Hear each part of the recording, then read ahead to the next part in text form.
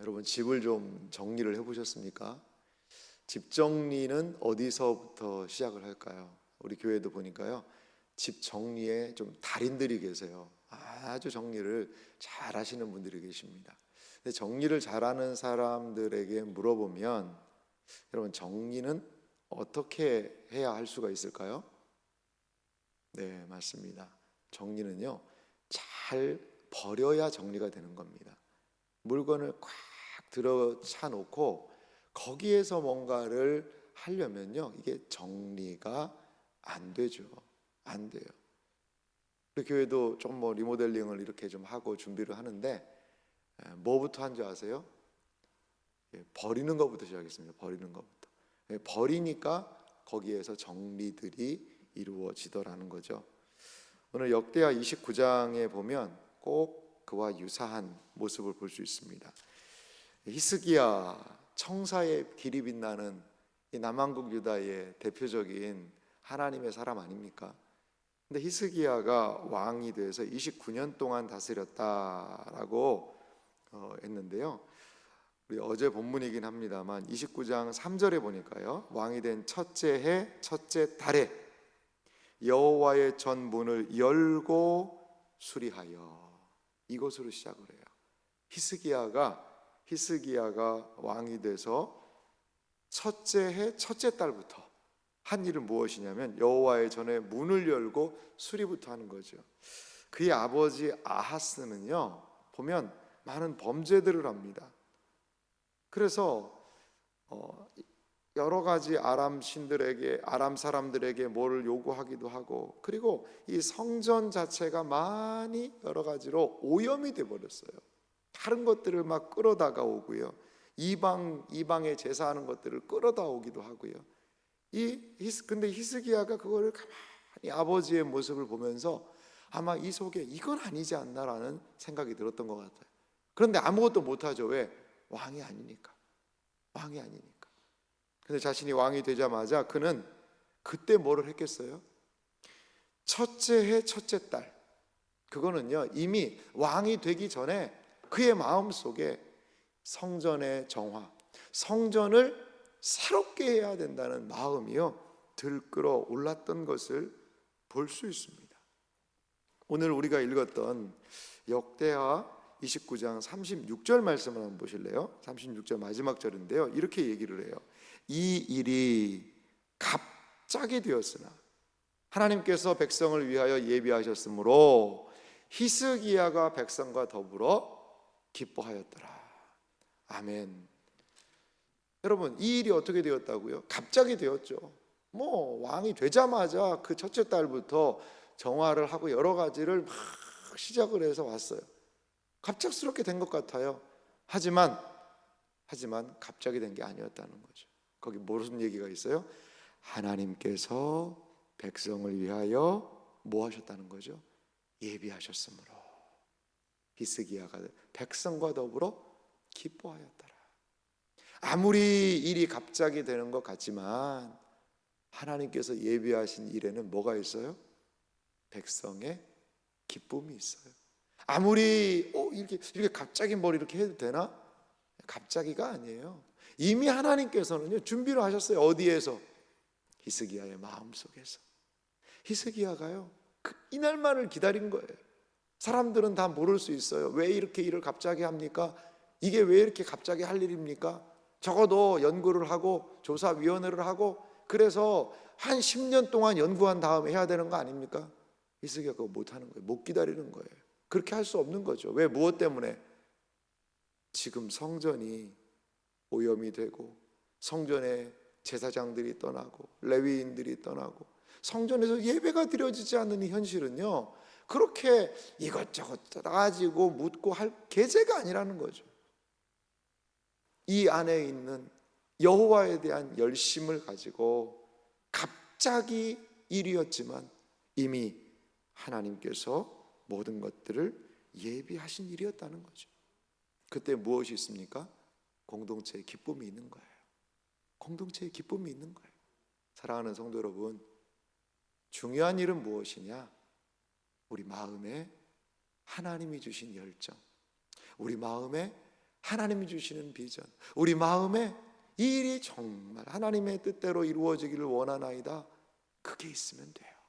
그러면 모두가 다 함께 기뻐할 수 있다는 거죠. 성전에 무엇부터 시작하냐면요, 청결 작업부터 시작하는 것을 볼 수 있어요. 자, 역대하 29장 17절은요 이걸 좀 요약적으로 제시하는데요, 어제 본문입니다만 이해를 위해서 좀 읽어보겠습니다. 17절 제가 읽겠습니다. 첫째 달 초하루에 성결하게 하기를 시작하여 그 달 초 8일에 여호와의 낭실에 이르고 또 8일 동안에 여호와의 전을 성결하게 하며 첫째 달 16일에 이르러 마치고, 그러니까 첫째 달 초하루에서부터 시작해서 성전 정결을 며칠까지요? 16일.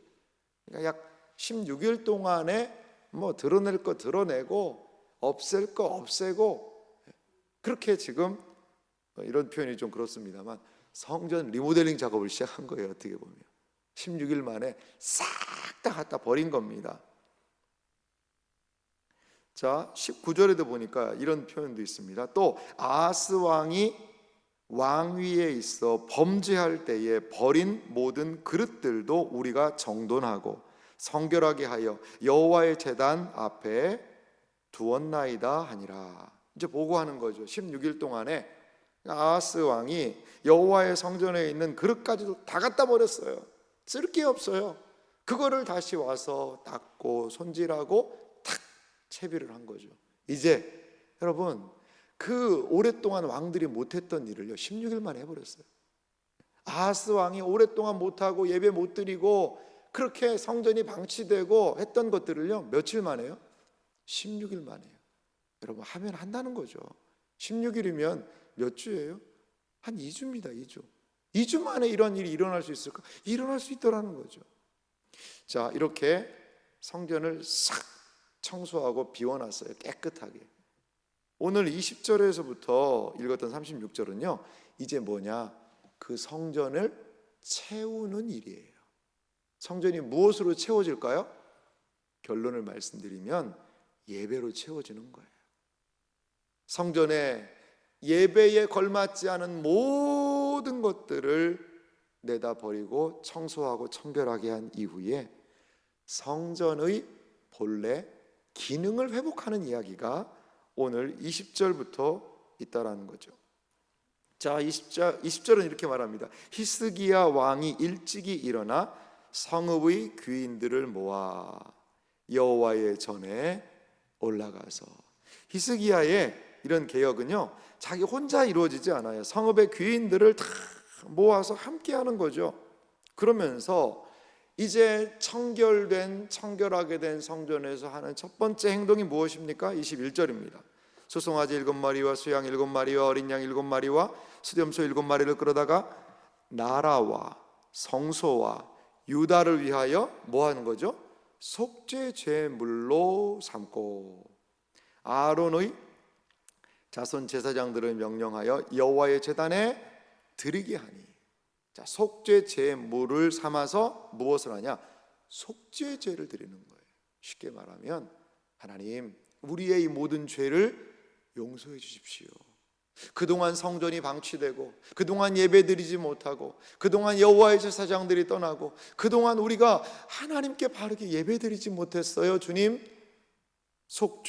죄를 용서하여 주옵소서. 바로 그겁니다. 그래서 24절은 이렇게 이야기하고 있어요. 제사장들이 잡아 그 피를 속죄제로 삼아 제단에 드려 온 이스라엘을 위하여 속죄하니, 이는 왕이 명령하여 온 이스라엘을 위하여 번제와 속죄제를 드리게 하였음이더라. 아멘. 왕이 되자마자 히스기야가 한 일이 무엇이었습니까? 회개의 속죄제를 드린 거예요. 그동안 하나님께 예배드리지 못한 죄, 그동안 하나님보다 이방신들을 섬기며 나아간 죄, 이렇게 성전을 방치한 죄, 우리 이스라엘 백성의 모든 죄를 주여 용서하소서. 라고 속죄제를 이렇게 드립니다. 그런데요, 놀라운 것은요, 25절에서부터 28절에 보면 이 속죄제를 드리는, 제사를 드릴 때 했던 한 행동을 우리에게 소개를 하고 있습니다. 이해를 돕기 위해서는요, 28절 먼저 읽어야 되는데요, 28절 보면요, 온 회중이 경배하며 노래하는 자들은 노래하고 나팔 부는 자들은 나팔을 불어 번제를 마치기까지 이르니라. 아멘. 여러분, 그 번제를 이렇게 드리는 거죠. 속죄제를 드리는데 뭐 하죠? 이 제물을 태워서 드립니다. 태워서. 그런데 그냥 우두커니 내가 드린 이 소가 양이 잘 타나 하고 이렇게 멀뚱멀뚱 보고 있었던 게 아니에요. 번제물이 타서 올라갈 때 이들이 한 행동은 무엇이냐? 경배하며 노래하며 나팔을 부는 거죠. 근데 이것을 누가 했었냐면요, 25절은 이렇게 얘기해요. 왕이 레위 사람들을 여호와의 전에 두어서 다윗과 왕의 선견자 갓과 선지자 나단이 명령한 대로 재금과 비파와 수금을 잡게 하니 이는 여호와께서 그들의 선지자들로 이렇게 명령하셨습니다. 아멘. 27절도 보십시오. 히스기야가 명령하여 번제를 제단에 드릴세. 번제를 제단에 드립니다. 상상해 보세요. 번제 드리기를 시작하는 동시에 여호와의 시로 노래하고 나팔을 불며 이스라엘 왕 다윗의 악기를 울리고. 아멘. 여기서요, 우리가 분명하게 확인할 수 있는 게 있어요. 번제물을 하나님께서 말씀하신 대로 속죄제로 주여 용서하소서 속죄제를 드려요. 그걸 이제 태우는 방식이니까 그걸 번제라고 한 겁니다. 그런데 그렇게 번제를 올려드릴 때 다윗이 고안한 악기들이 있었던 것 같아요. 그 악기들. 그리고 선견자 갓과 선지자 나단이 하나님께로부터 받아서 그 번제가 드려질 때 했던 악기, 노래와 악기와 쉽게 말하면 경배와 찬양입니다. 그러니까 우리가 제사 지낼 때 그냥 예전에는 그 모세부터 시작했던 이 번제가 그냥 이 짐승만 태워 올라갈 때 그냥 가만히 있었던 것 같아요. 근데 다윗 때의 이 예배의 형식이 좀 바뀌었다는 것을 이 본문을 통해 알 수가 있습니다. 그러니까 단순하게 번제물이 타는 거 지켜보지만 말자는 거죠. 그때 뭐 하자는 거예요? 하나님 감사합니다. 이 번제를 받으신 감사합니다. 하나님을 찬양합니다. 주여 우리의 죄를 용서하시니 감사하나이다 라고 찬양을 올려드린 거예요. 찬양을. 우리는 여기에서 히스기야가 철저하게 역사적인 고증을 통하여서 멈추었던 찬양, 멈추었던 번제를 드리고 있음을 볼 수 있습니다. 30절 말씀을 보니까요, 이렇게 이야기를 합니다. 히스기야 왕이 귀인들과 더불어 레위 사람들을 명령하여 다윗과 선견자 아사의 시로 여호와를 찬송하게 하매 그들이 즐거움으로 찬송하고 몸을 굽혀 예배하니라. 아멘. 성전이 청결하게 되었습니다. 16일 동안에요. 근데 이제 성전이 거기에 채워졌어요. 무엇으로? 예배로, 경배로, 찬양으로. 사랑하는 성도 여러분, 주의 몸된 교회는 무엇으로 채워져야 할까요? 주의 몸된 교회는 무엇으로, 주님이 이 예배하는 곳인 예배당은 무엇으로 채워져야 할까요? 하나님에 대한 예배, 하나님에 대한 경배, 하나님에 대한 찬양, 하나님의 백성들이 말씀을 양육하고 그리고 우리의 다음 세대 자녀들이 소망을 가지고 자라나고 기거하는 그러한 따뜻하고 아름다운 곳, 그것이 되어야 하지 않겠습니까? 교회가 여러 사역들을 하는 이유가 뭘까요? 사실 오늘 본문이 의도적으로 준비한 본문은 아닙니다만 저도 말씀을 보면서 어떻게 하나님이 우리 리모델링 하는데 이렇게 또 좀 용기와 힘을 주시는 말씀을 주시나 생각이 좀 들었어요. 우리도 여러 가지 사역이 이게 갑자기 이렇게 진행되는 거 아닌가? 갑자기가 아닙니다, 여러분.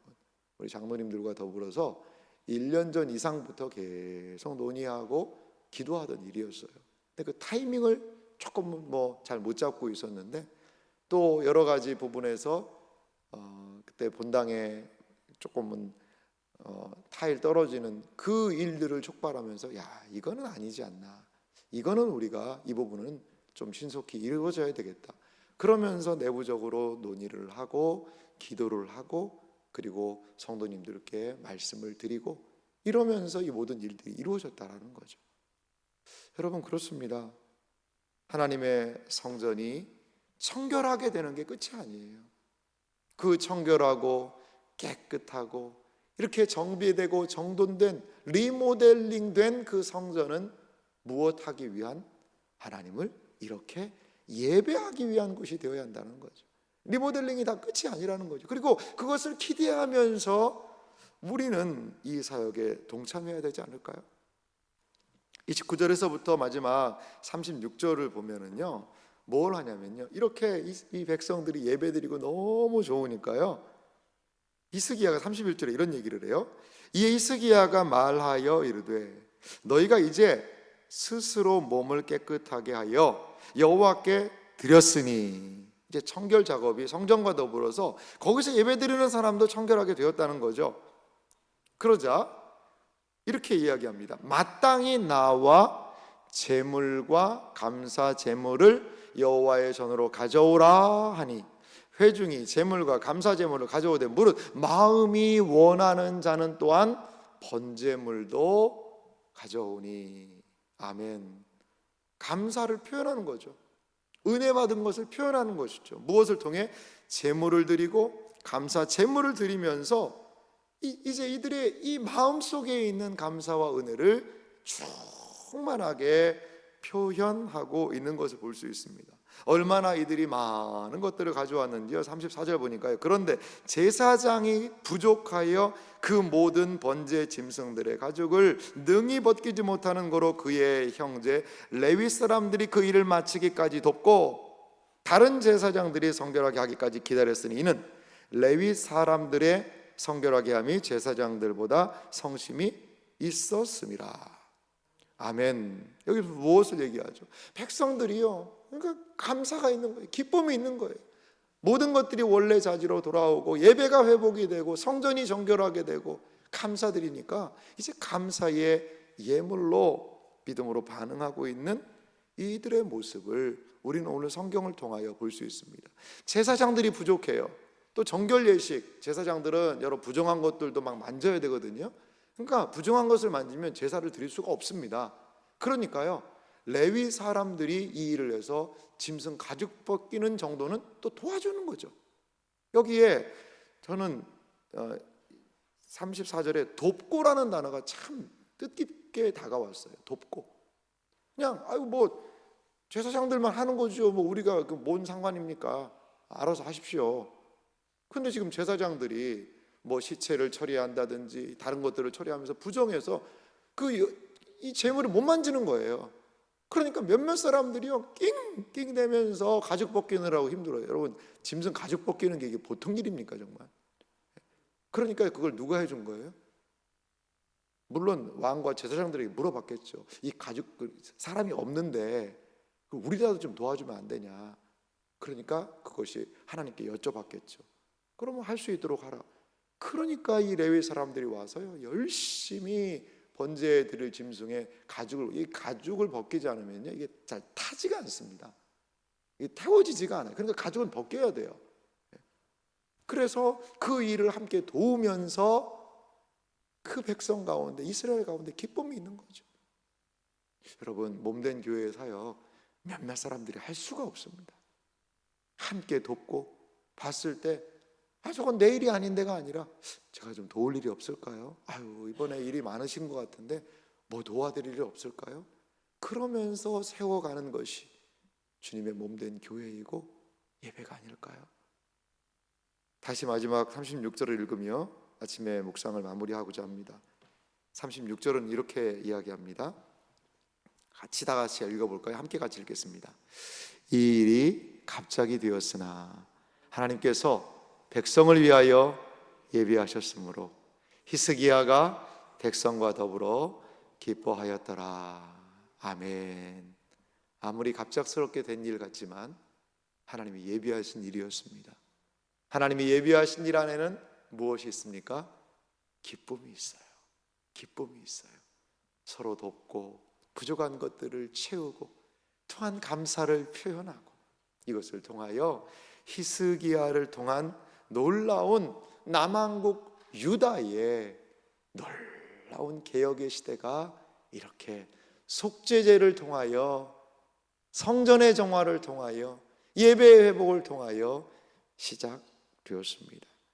사랑하는 성도 여러분, 우리의 인생도 치울 것들이 치우고 정리되고 하나님 안에서 새로움을 경험할 수 있는 이 놀라운 은혜가 이루어지시기를 주님의 이름으로 축원합니다.